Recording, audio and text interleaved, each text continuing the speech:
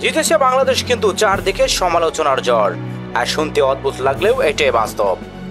দর্শকরা বলেছেন এ যেন একেবারে জঘন্য মানের ম্যাচ উপহার দিয়েছেন, যেখানে উত্তেজনা নামের কিছুই ছিল না। তাহলে প্রশ্ন দাঁড়াচ্ছে, জয়ের পরে কেন এত ক্ষোভ? কারণ জানলে আপনি অবাক হবেন। এশিয়া কাপের মতো বড় আসর আগে বাংলাদেশ দল খেলেছে প্রস্তুতি সিরিজ। এমন সিরিজে প্রত্যাশা থাকে ব্যাটিং লাইন আপ জ্বলছে উঠবে, রান উঠবে জ্বরের গতিতে, নতুন পরিকল্পনা দেখা যাবে মাঠে। কারণ বোলিং এর তুলনায় ব্যাটিং সবসময় ছিল বাংলাদেশের দুর্বল জায়গা। কিন্তু আজকের ম্যাচে দেখা গেল সম্পূর্ণ ভিন্ন চিত্র। টসে জিতে অধিনায়ক বেছে নিলেন বোলিং, যা অনেকের কাছে ছিল অস্বাভাবিক সিদ্ধান্ত।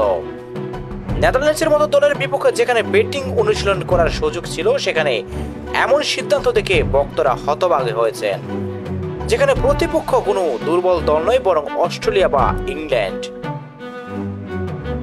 ফলাফল ম্যাচ কেটে গেল নিরস ও সাদা মাঠে ভাবে। ব্যাটসম্যানরাও ঝুঁকি নিলেন না, নতুন কিছু করলেন না, দর্শকও পেলেন না রোমাঞ্চের কোনো ঝলক। জয় এলো বটে, কিন্তু সেই জয়কে ভক্তরা বলছেন ফেক কনফিডেন্স। কারণ এমন পারফরম্যান্সে বড় আসরের সাফল্য পাওয়া প্রায় একেবারেই অসম্ভব।